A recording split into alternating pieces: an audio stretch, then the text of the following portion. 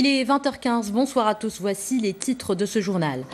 Une hécatombe survenue ce matin sur la route entre Ahfir et Saïdia. 2 voitures sont entrées en collision, ce qui a causé la mort de 8 personnes. Une enquête est en cours pour déterminer les circonstances exactes du drame. C'est un site naturel très prisé en cet été caniculaire. Des touristes en quête de fraîcheur s'y rendent par milliers. Il s'agit du site Rbieh. Ces 40 sources nichées à 1200 mètres d'altitude en font un havre de paix. Et enfin, nous irons à Mohammedia qui a accueilli la 2e étape du Grand Prix national de triathlon. Cette épreuve disputée dans le format sprint a été remportée par Mehdi Soutir. Chez les dames, c'est Oumaima Rahmani et qui s'est imposée. Madame, Monsieur, bonsoir. La tragédie est survenue en fin de matinée sur le tronçon Ahfir-Saïdia lorsque 2 voitures légères sont entrées en collision. L'un des 2 véhicules a chuté d'un pont, une chute fatale qui a causé la mort de 8 personnes. Cette hécatombe aurait été causée par un dangereux dépassement selon des témoignages recueillis sur place. Le reportage est d'Oussama Oufkir et Younes Nasseri, commenté par Salim Abnebou. La chute a été vertigineuse, l'impact d'une extrême violence. Il est environ 10h30 ce matin lorsque, pour des raisons encore imprécises, l'automobiliste perd le contrôle de son véhicule sur ce tronçon reliant Ahfir à Saïdia. La voiture, avec à son bord 8 passagers, percute de plein fouet la barrière de sécurité pour terminer sa course des dizaines de mètres plus bas. 7 des 8 membres d'une même famille ont été tués sur le coup. J'ai vu la voiture perdre le contrôle et passer par-dessus la barrière. J'ai arrêté les véhicules qui arrivaient dans notre direction. Nous avons appelé les secours. Entre la vie et la mort, le 8e passager évacué vers l'hôpital de Berken a succombé à ses blessures quelques heures après l'accident. Les proches des victimes sont sous le choc. Je viens d'apprendre cette triste nouvelle. Quelle tragédie. Il voulait passer la journée à Saïdia. Nous ne savons pas encore ce qu'il s'est passé exactement. Le père de famille a été mis au courant, il n'est pas encore arrivé sur place.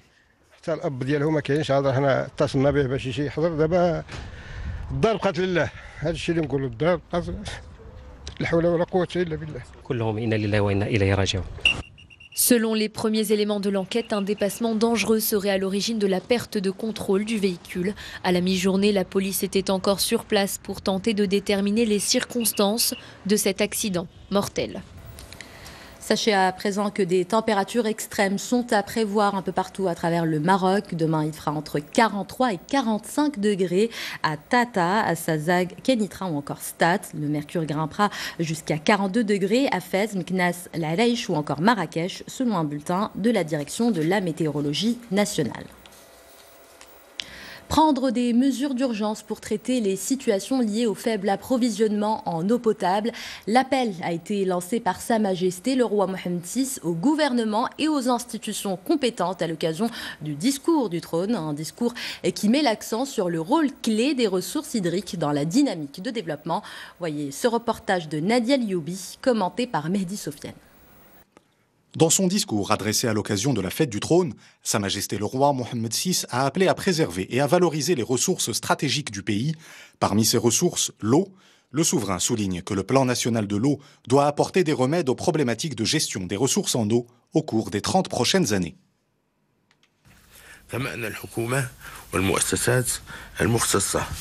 Le gouvernement et les institutions compétentes sont appelés à prendre des mesures d'urgence et à mobiliser tous les moyens disponibles pour traiter les situations urgentes liées au faible approvisionnement des habitants en eau potable et à la fourniture des volumes d'eau destinés à l'abreuvement du cheptel, particulièrement pendant la saison d'été. C'est pourquoi nous n'avons cessé d'insister sur la nécessité de poursuivre la politique de construction de nouveaux barrages, un domaine où le Maroc fait figure de pionnier. Le plan national de l'eau est désormais prolongé jusqu'en 2050. L'objectif est d'éviter toute pénurie d'eau potable ou d'irrigation. Ce plan est actuellement en cours de réactualisation. La mise en œuvre de ce plan sera accompagnée de mécanismes de gouvernance, de rationalisation et de durabilité dans la gestion des ressources hydriques à l'échelle nationale. La réalisation des objectifs du plan national de l'eau permettra ainsi de pérenniser les ressources hydriques, notamment à travers la construction de barrages, l'amélioration des réseaux de distribution d'eau potable et la préservation des ressources. C'est une bonne nouvelle révélée par le Haut Commissariat au Plan au sujet de la situation du marché du travail. Le taux de chômage est passé de 9,3 à 9,1% au niveau national entre le deuxième trimestre de 2017 et la même période de 2018.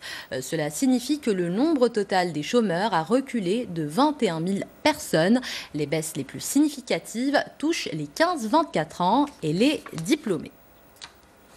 Nous ouvrons la page internationale de ce journal avec ces violences survenues hier à la frontière de la bande de Gaza au cours des manifestations qui suivent la prière du vendredi. Les forces israéliennes ont encore une fois tiré à balles réelles sur la foule. 2 Palestiniens ont trouvé la mort dans cette nouvelle répression meurtrière, ce qui porte à 159 le nombre de victimes palestiniennes tuées depuis le 30 mars. Les développements avec Salim Abnabou. Jour de deuil à Gaza. Ce matin, ces milliers de personnes ont accompagné la dépouille de Mouad Ziad el-Souri, jeune palestinien tué la veille lors de violents affrontements à la frontière. Sa famille tient Israël pour responsable. Elle promet de continuer sa lutte contre l'occupation israélienne. Nous continuerons jusqu'à libérer El-Quds. Même si nous perdons tous nos enfants, Dieu est grand.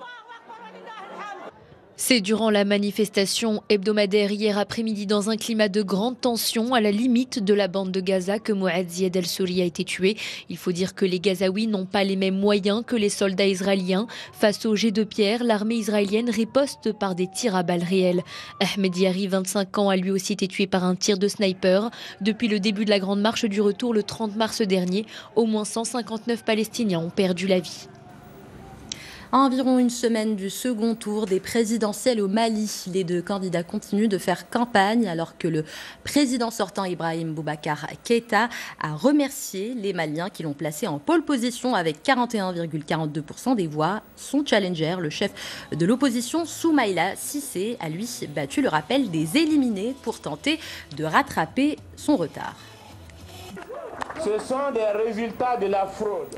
En République démocratique du Congo, la nouvelle épidémie d'Ebola fait craindre le pire à l'Organisation mondiale de la santé. L'OMS a averti que les difficultés seraient maximales puisque la maladie a refait surface dans une zone de guerre extrêmement compliquée, un point où les humanitaires ne se déplacent pas sans escorte armée. Les détails avec Tariq Boukhad. Ces experts de l'OMS dépêchés sur place se désinfectent avant de pénétrer dans le centre de santé. Une nouvelle flambée d'Ebola vient d'être déclarée à Boni, dans l'est du pays, une semaine seulement après l'annonce du ministère de la Santé qui déclarait avoir vaincu la précédente. La population locale est très anxieuse. Les dangers sont tellement énormes. Et ce danger, quand on se réfère même à ce qui s'est passé à l'Équateur par exemple, c'est par rapport au déplacement des personnes et même des produits à consommer qui quittent les lieux où est frappée l'épidémie en question et jusqu'en vue des bénis. Ça, c'est un danger déjà. Contrairement à la précédente épidémie, cette fois-ci, l'origine a été vite identifiée. Des funérailles non sécurisées d'une femme contaminée par le virus, suivie par le décès de 7 membres de sa famille. Selon les autorités, il est inutile de céder à la panique, car bien que rapprochées sur l'échelle du temps, ces 2 épidémies sont parfaitement distinctes. L'épidémie de Béni est tout à fait différente de celle de Bikoro. Tout d'abord, elles sont séparées de plus de 2500 km. Et tous les éléments en notre possession portent à penser qu'il n'y a pas de lien entre les 2. La première, je crois qu'on a plus ou moins identifié le cas index. On connaît les circonstances d'apparition de cette épidémie à l'est du pays. Ça a été parfaitement identifié. L'OMS prévient que cette épidémie sera beaucoup plus difficile à résorber que la précédente, étant donné les conflits en cours dans la région. La zone est en effet classée niveau de sécurité 4 par les Nations Unies, soit l'un des plus élevés de l'agence onusienne. Un nouveau drame aérien est survenu ce matin. Un hélicoptère russe s'est écrasé dans le nord sibérien après une collision avec un autre appareil. 15 passagers et 3 membres de l'équipage à bord du premier engin sont morts sur le coup. Le second hélicoptère a pu quant à lui se poser sans problème. Une vague de chaleur extrême fait suffoquer toute l'Europe, surtout l'Espagne, où 3 hommes sont décédés de coups de chaleur cette semaine. Les températures ont culminé à 44 degrés dans le sud-ouest du pays, mais le record historique a été enregistré au Portugal avec 45,2 degrés à Alvega, à 150 km de Lisbonne. Retour au Maroc, c'est le dernier mois des vacances. Pourtant, les enfants se mobilisent pour ramasser les déchets de la plage de Rabat. Nous allons au Zoudaya, où la petite étendue de sable n'échappe pas aux déchets. C'est le thème d'une journée de sensibilisation portée par l'association Maroc d'aujourd'hui. C'est un reportage de Moubarak Brahimi et Aladdin Lehmini, commenté par Mounira Ghzal. Nous sommes à la plage des Zoudaya, une petite étendue de sable non dépourvue de déchets. Aujourd'hui, une vingtaine d'enfants sous la tutelle d'une ONG de Rabat ramassent des objets abandonnés sur le sable et sensibilisent par la même occasion les baigneurs. Cette campagne est nécessaire. Je suis venue de Meknes et la plage n'est pas très propre. Ces saletés sont nocives pour l'environnement. La propreté est essentielle. Il faut absolument ce genre de campagne. Ramassage qui rassemble les plus sensibilisés à la beauté d'un sable fin. Les plus jeunes sont orientés par diverses activités à leur responsabilité. Nous sommes là pour aider à cette campagne. Nous essayons de sensibiliser tous les baigneurs présents ici. Un petit stand sur la plage de la capitale pour faire écho aux baigneurs afin qu'au moins eux n'oublient pas leurs déchets sur la plage. Un geste d'éducation qui va des plus petits aux plus grands. Place à présent au récit de success story d'entrepreneurs marocains dans notre capsule quotidienne. J'y suis arrivée seule. Ce soir, le portrait d'un groupe de 7 jeunes lauréats de l'école de cirque de Rabat. Cela fait 4 ans qu'ils sont inséparables sur scène comme dans la vie de tous les jours. Ils ont réussi à se rendre indispensables sur les plages d'Agadir où ils animent des spectacles pour enfants. À présent, cette troupe qui s'est fait un nom dans la capitale du Souss envisage l'avenir avec enthousiasme. La prochaine étape pour ces jeunes artistes est une vaste tournée européenne. Voyez ce reportage de Hussein Ouzik et Adil Bouzkri, commenté par Mriama Moutsek. L'été rime souvent avec joie et bonne humeur, et ce groupe de 7 jeunes a décidé d'en faire son métier. Leur diplôme en poche, ils ont monté leur propre structure en mettant à profit leurs différents talents, animation, art du cirque, ateliers, pour le plus grand plaisir de ces petits vacanciers.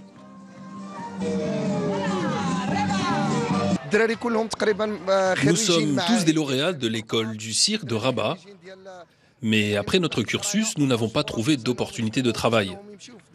C'est de là que nous est venue l'idée d'exploiter nos différents talents et de créer notre propre entreprise. Et en plus, nous sommes une équipe homogène. C'est au bord de la plage que ses amis et collègues s'entraînent. Figures acrobatiques, pas de breakdance. Leur spectacle ne manque pas de difficultés techniques, parfois même périlleuses. Rien n'est laissé au hasard.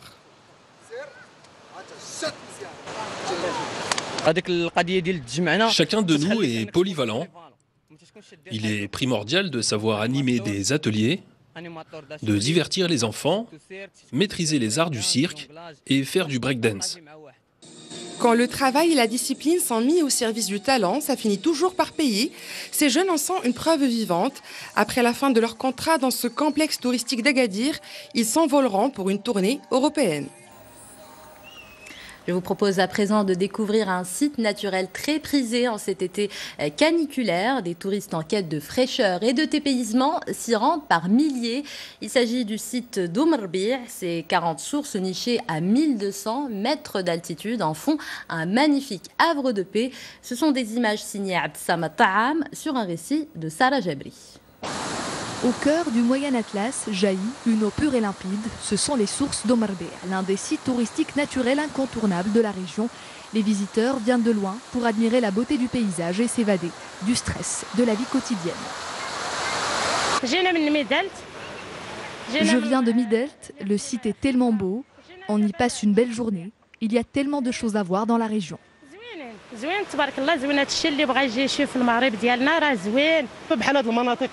C'est une région qui mérite beaucoup plus de promotion pour encourager les gens à la visiter. Tout au long des sources, les habitants ont construit des abris en bois à louer, des terrasses traditionnelles équipées de tapis et coussins berbères et qui offrent une vue panoramique sur les luisantes chutes d'eau.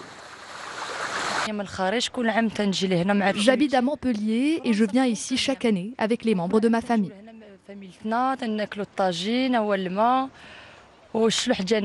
C'est la première fois qu'on vient et on aime bien. L'eau elle est froide, c'est pas profond, c'est bien. En été, le site connaît une dynamique exceptionnelle, ce qui permet aux villageois d'alimenter leurs bourses en proposant divers services aux touristes nationaux et étrangers. Quelques 250 personnes travaillent ici durant les 2 mois d'été. Cette activité fait vivre plusieurs familles. Verre de thé et délicieux tagines sont donc à déguster sur place tout en profitant de la fraîcheur qui émane des eaux où se fusionnent une quarantaine de sources douces et salées pour ensuite se déverser dans le fleuve d'Omarbeh sur un parcours de plus de 600 mètres.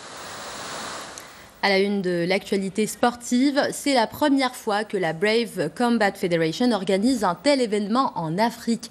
Tanger se prépare à accueillir le 18 août une soirée de 8 combats d'arts martiaux mixtes appelée le Brave 14. Une conférence de presse s'est tenue aujourd'hui à Rabat pour justement communiquer autour de cette manifestation sportive hors du commun. Le reportage est signé Yousf Lotfi et commenté par Jamal Oualam. L'Afrique va vivre son premier combat de MMA et ce sera au Maroc, à Tanger. 18 combattants représentant 11 pays vont s'affronter le 18 août prochain. Aboubakar Azaetar, premier Marocain combattant en UFC, est à l'origine de ce grand projet. On est venu au Maroc pour ouvrir les portes à nos compatriotes d'un sport en pleine expansion et leur permettre de se développer grâce au sport, leur donner l'occasion de représenter avec fierté leur pays dans le monde entier.